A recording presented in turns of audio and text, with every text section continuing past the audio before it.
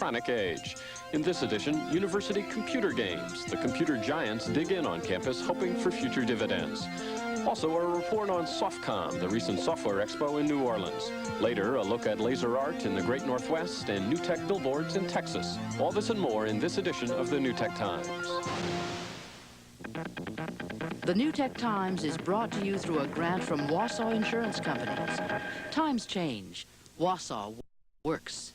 And by the collective voice of the consumer electronics industry, CEG, the Consumer Electronics Group, Electronic Industries Association.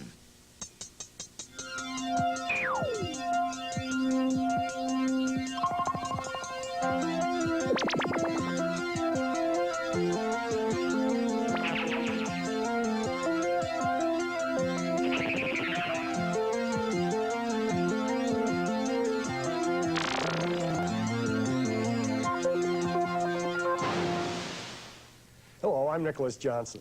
Welcome to this week's edition of the New Tech Times. From laser art to electronic billboards, the New Tech Times is full of surprises. Now, if you're a New Tech Times regular, it comes as no surprise to you that computer companies are working to get their computers into our educational institutions.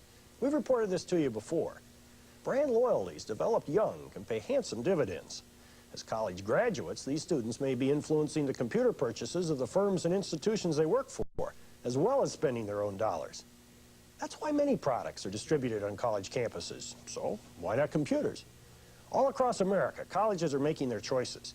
We picked one to tell the story. From Ohio State, here's Gary Probst's report.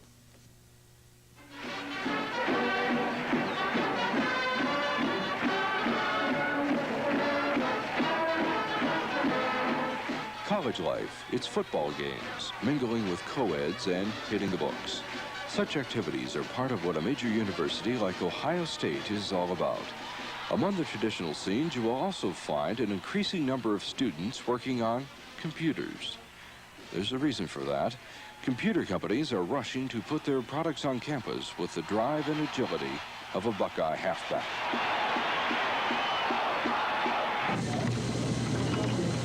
Big companies like IBM, Apple, and Digital Equipment are giving big discounts to students and faculty members. Some computers are being sold at 30% off.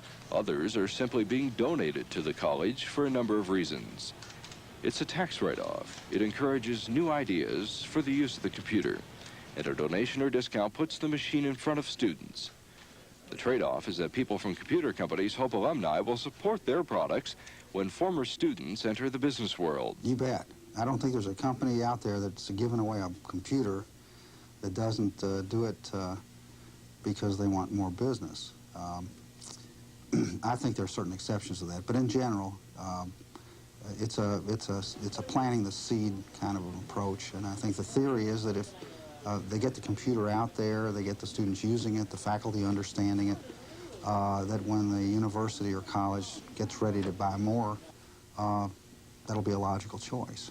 There's a lot at stake for computer companies. Solomon's estimate of the national college market is $2 to $8 billion per year.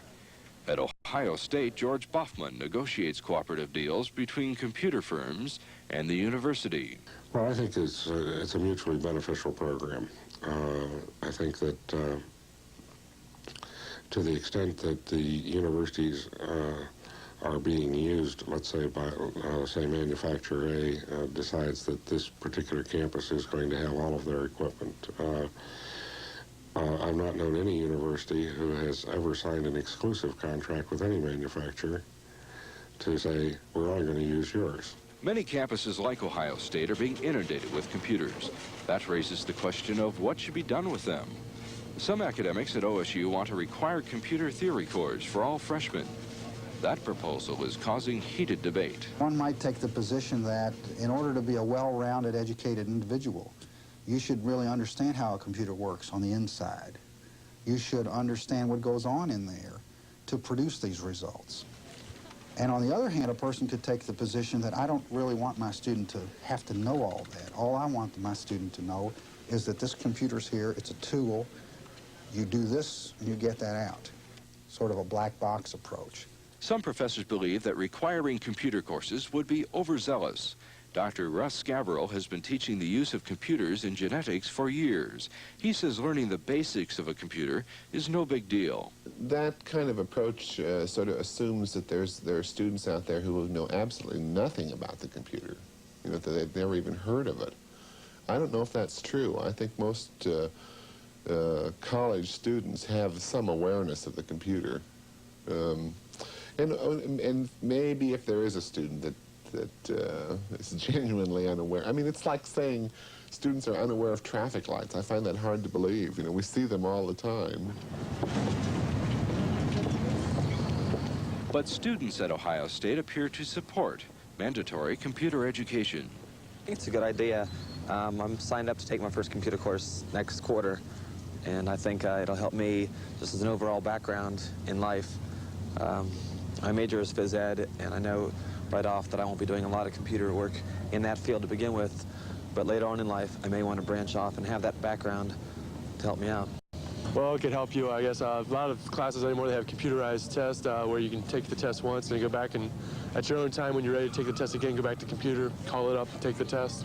The debate about what should be taught extends beyond pure academic argument into the world of campus politics. It's to the point where every department could potentially come in and say, hey, we want to teach computing in X, how to use computers in genetics, how to use computers in pharmacy, how to use them in astronomy. You name it, somebody will come by with a course, how to use computers in their field, and all these courses may teach the same material. Whitey is chairman of a committee which is trying to deal with the issues of what should be taught and who should teach it. The two sides of the argument are summed up through analogies. I always liken it to the difference between understanding how an automobile works and how to overhaul the engine if it fails versus how to drive the car. And one could take either view, that if you understand how the car works internally, if there's a problem, you might be able to fix it. I think you can own and use and enjoy a dog without being a veterinarian. Now, you may need the veterinarian. It's nice to have the veterinarian there, but I still think that you don't have to be a veterinarian to enjoy a dog. While the professors debate on how to use computers, the people who manufacture the machines will continue to give universities an infusion of deeply discounted hardware, knowing that if they are successful, someday computers will be as prolific on campus as textbooks. Computers may soon be as common as textbooks in our education system, but some wonder, at what price? Many wonder about the ethical issues involved when a school accepts free or discounted equipment. Others ask, are the poor and disadvantaged schools getting the same breaks as the rich Ivy League and state schools? One person who's thought a lot about these issues is Franklin Peterson. He publishes a newsletter and a syndicated column about computers, and he's joined me here in the studio. Welcome to the New Tech Times, Frank. Good to see you, Nick. These are days of tight budgets for schools. What's wrong with accepting free computers or discounted computers from companies? Well, most of them are being offered on discount. And even with the discounts I've heard, the three major companies offering computers to colleges are hoping to collect $100 million between now and 1986. That's quite a discount. Imagine what that $100 million could do to the teaching budgets in these colleges if it were spent on teachers' salaries instead of on computers. Well, don't you think computers are essential in this day and age? We hear a lot of talk about computer literacy. I think computer literacy belongs to the executives at the computer corporations. You and I don't have to be computer literate if we simply want to survive in the computer age. Heck, you don't have a nuclear reactor in your home, but we're in the nuclear age. And you don't have your own satellite, we're in the space age. So why should somebody consider he's got to have a computer to be a part of the computer age? What do you think that kids in school, grade school, junior high, high school, college, what do they need to know about computers? What they need to know about computers is the same they need to know about the refrigerator at home, about the electric typewriter in the office, about the 6-ton metal stamping press in the factory. They have to know that it's there. They have to know enough of the fundamental reading, writing, and arithmetic in order to, if they decide to go into computers as a profession, they can learn all they have to know about the computer as a professional. But beyond that, It's there. Use it if you have to, if you want to. Do you see any use for a computer in the home? Makes a dandy doorstop. It's a conversation piece. For somebody who enjoys computers as a hobby, it's certainly a lot safer than a radial arm saw. Costs about as much. But that's about it. I cannot imagine somebody buying a computer, sitting down and typing in the entire James Beard cookbook. I'd rather be cooking. There are also computers used in the home essentially for business purposes. Someone who wants to run a business as a bookkeeper, someone who is a writer like yourself might want to work out of a home rather than an office and would have a computer there. That certainly is true, isn't it? That's a whole different ballpark. That is a valuable use of the computer. Then spending $1,000, $5,000, $20,000, whatever your budget can stand, it's well worth it. But to go out and spend $2 grand so your kid can have the shiniest new computer on the block, unless you can really afford that kind of luxury, it just isn't worth it. Do you know of any uses that could fairly be called home computer uses? One of the finest uses for the computer in the home is somebody with a learning disability or some other form of physical or learning handicap. The computer can be a great tool for that. It can be fabulous for some child who really gets turned on by computers. There's something magical about them, and they just captivate certain people. And if your child is one of them and really shows an interest in the computer and wants to work with it beyond zapping the Space Invaders, which is, it's a toy, very expensive toy, zapping Space Invaders, but wants to really learn about computers and you can afford it, consider it. But even those are essentially educational uses. Exactly. In terms of home uses, no one I know is putting recipes into a computer, although they may be. Do you know of any home uses that are not either business uses or educational uses? Well, I can see a lot of people running up $100 a month phone bills using their computer to read an encyclopedia in Ann Arbor, Michigan, when they could be reading one at the library down the block. But other than that, no. A home computer is a definite luxury. You mentioned that there are, of course, business uses for computers. Are you using computers in your business? I'd sooner sell my dog and sailboat than my computers, yes. They're very valuable for anybody who does a lot of writing, working with a lot of numbers, even designing or architecture or drafting or drawing. They're incredibly valuable. So you're really talking about the sales pitch to people who are not necessarily have business uses. Right. If you can't find a way to make the computer pay for itself within 2 years, you have no business buying one. Franklin Peterson, publisher of the Computer Insiders newsletter, thank you very much for giving us some fresh insights. Thanks for talking, Nick. Well, if you agree that there are problems in buying computers, or hardware as it's called, just wait till you try to buy the programs or software. Without them, the computer is no more useful than a car would be without highways, road maps, or gasoline. But unlike highways and road maps, computer software is largely invisible. It's hard enough to know what you want and need, and harder still to know what you're getting. And if you're confused, think about the dealers who must buy hundreds of programs. To help sell them what they'll sell you, the software industry has its own show called SoftCon. We went to watch. Here's Barry Stoner's report. This is SoftCon, the first national trade show devoted entirely to computer software. It was held at the Superdome in New Orleans in February. On television, it's not particularly easy to show how exciting computer software can be. I have trouble looking at this stuff on computers. In the first place, all you've got to look at is a TV screen with green or white or sometimes black letters. If you're lucky, there might even be a little picture on the screen from time to time, but don't count on it. Now, the program itself might be fantastic, but unless you've got a couple of hours to sit down and work with it, forget trying to show any excitement. Basically, what you have is people and keyboards.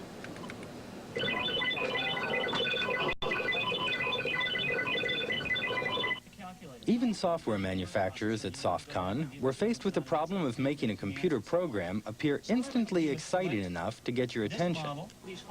Some vendors use size to get your attention. The Apple Macintosh made a big showing at SoftCon, literally. But in addition, I can go up and do some other things. Let me go up to the top. And you'll notice this little ruler up here.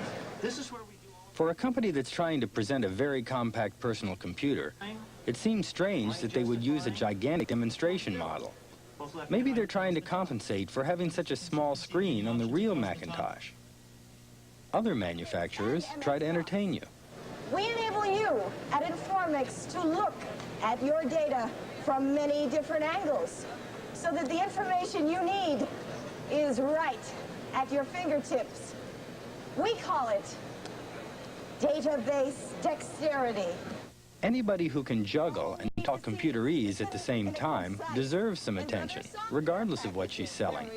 Even fancy graphics or a spreadsheet so that you're never stuck with a dreaded dead-end system. It's not that the show was dull. In fact, there were even a few surprises. While wandering around the aisles, gazing at one computer screen after another, we ran into a face that seemed vaguely familiar. Timothy Leary, grandfather of the psychedelic age of Aquarius, has gone high-tech. Personal computers hooked up to personal brains can expand consciousness, increase intelligence, can give you hallucinations, can blow your mind, can allow you to change your brain patterns, can help you program your life. I think that there's an enormous vacuum which will be filled by personal computers in the fields of self-help, self-education, self-growth, spiritual, psychedelic, name it. It's not just word processing or calculators, it's learning how to program your own brain using your own personal computer as the guide and stimulus. You may want to use a personal computer to guide your own personal brain, or just help with writing a letter or keeping your accounts in order. And if you do, sooner or later, you're going to have to sit down and get interested in tiny letters on TV sets, computer programs, and computer software. That's what they're trying to excite you with at SoftCon. Well, software may not be much to look at, but we have something for you that is. The laser. The laser keeps showing up on the New Tech Times because it's playing so many roles. It's the new transmission line for our telephone calls, the stylus on our video disc player, the magic stuff that makes three-dimensional holograms. And as we see this week, it's also the basis for a new art form, as light paints on nature. A Washington friend, Phil Stern, showed me my first laser art 10 or 15 years ago one night from his backyard. It's traveled light years since then. Here's a report produced by Dale Neitzel.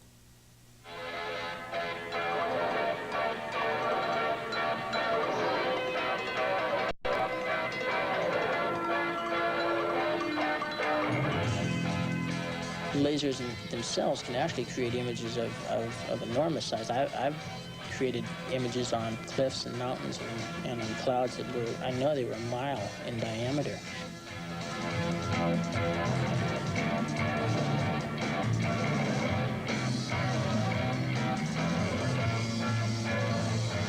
In a dome theater, which is basically the type of theater that most of my shows are played in, the images can actually totally engulf a person.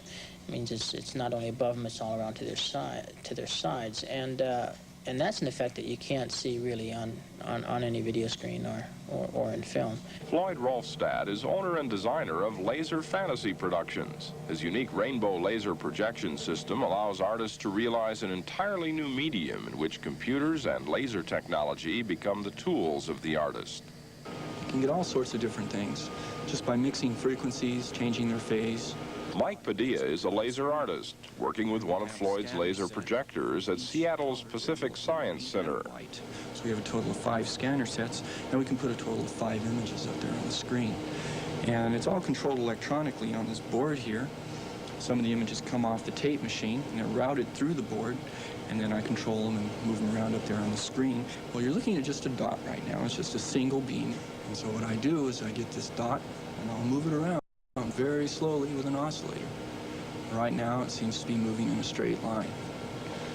I'll speed it up a little bit, and I'll change what's called its phase, turn it into a circle. It gets a little faster, and now you can just barely make out a circle. And the reason you're seeing a circle is a chemical process in your eyes called persistence of vision, and what it does is it'll have you perceive a rapidly moving dot as a solid line. Now I can add another image to it, I can add another frequency to it, or another circle, and I can get what's called a Lissajous pattern. There you go. Just add another circle to it. I can change the frequency, You can get all sorts of different shapes up there. When you get a pleasing shape, it's usually what's called a harmonic. And images are generated more or less just by mixing different frequencies. The performances are a combination of music and laser image generated partly by computer, but always controlled by the laser artist.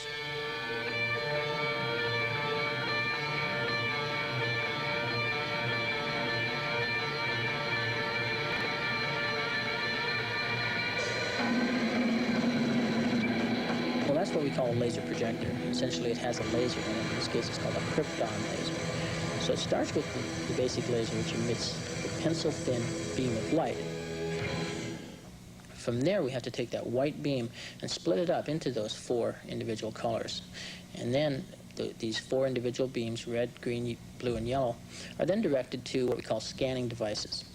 And so the moving dot of light, the termination of the beam on the screen, moved around precisionally and electronically, is the image. And that hardware is what basically comprises the laser projector. I think it's sort of my calling in life. I think that everybody, or a lot of people may find their calling in life, and a lot of people won't. Of all the things I guess I can do, I don't think there's anything that I can do as well as I can do this.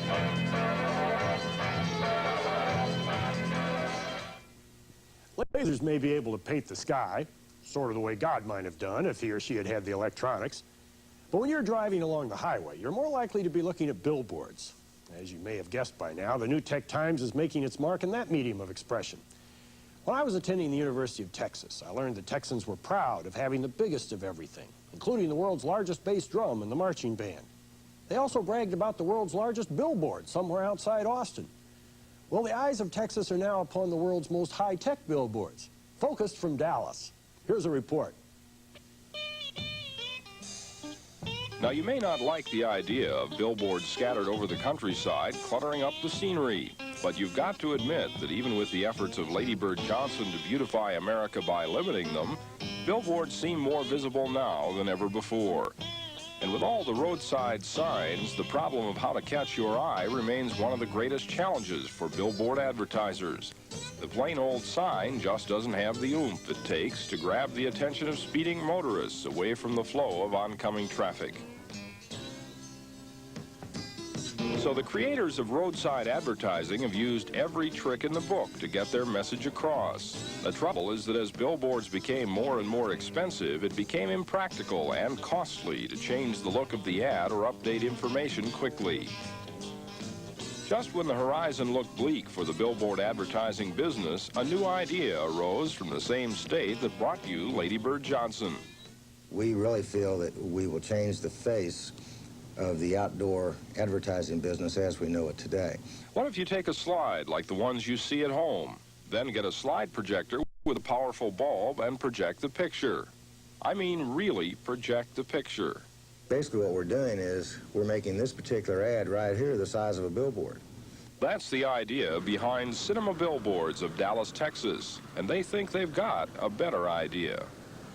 But we have just created a more attractive and a more visually entertaining billboard compared to your regular old eyesore billboard. An attractive billboard? Well, beauty is in the eye of the beholder, but the concept is appealing to advertisers who otherwise couldn't afford that billboard space. It's very simple to change copy, and with the present-day system, if you had your ad put up on a billboard, it would cost you an arm and a leg, right around $1,000 to have your copy changed, and it's just not feasible to do that, to where we change copy for $50. Now an advertiser time shares with others as the slides change from message to message. But that's only the beginning of the high-tech future of billboards. Yeah. Let's say that we have billboards in Florida and Alabama and Georgia. We will be able, through a computer, we're having a software package written for us to where we can operate those boards literally from Dallas, Texas. They will have burglar alarms on them. They will have wind sensors. They will be climate controlled. We can focus the slide projectors from our Dallas office. It's really amazing what you can do with it. Who knows what the highways of tomorrow will look like with slide projector billboards dotting the landscape. If it's cheap enough, people may even use them to show slides of their last vacation to all the travelers. In the New Tech Times, almost anything is possible. Perhaps the lesson in that piece is that the new electronics really does reflect our desires and direction. The same technology that can help teachers educate in the classroom can also entertain us with family pictures in the home, or be used to project advertising on billboards. Democracy requires that we all take part in politics if we are to affect our government. And the new electronics also requires our participation if we are to shape its impact upon our lives. From college computers to everyone's software, from laser art to billboards, we hope this week's show has helped all of us to understand the issues. We'll have more for you next week, like these stories. In the next edition of the New Tech Times, computers turn Seattle invisible as a novel idea takes off. Also, a look at composer-musician Peter Nero's electronic cottage and Carol Larson's low-tech kitchen. This and more in the next edition of the New Tech Times. So join me then, won't you? For the New Tech Times staff, I'm Nicholas Johnson.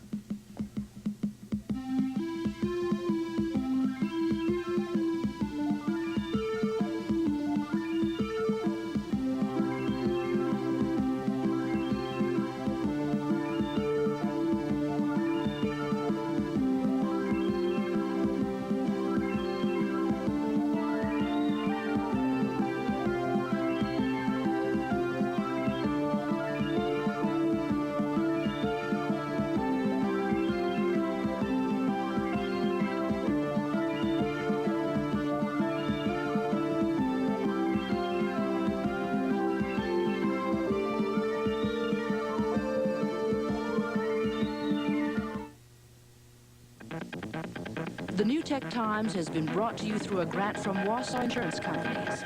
Times change, Wausau works. And by the collective voice of the consumer electronics industry, the CEG, the Consumer Electronics Group, Electronic Industries Association. For a transcript of this program, send $3 to program number 123, the New Tech Times, 821 University Avenue, Madison, Wisconsin, 53706. Or you can now communicate electronically with the New Tech Times. Just call the source or CompuServe and select the New Tech Times online.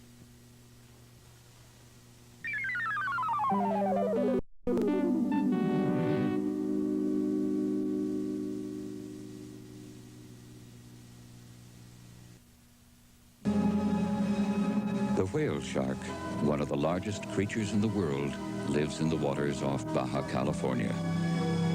Here, too, are other giants of the sea, the huge gray whale, the basking shark, and the largest animal the world has ever known, the blue whale.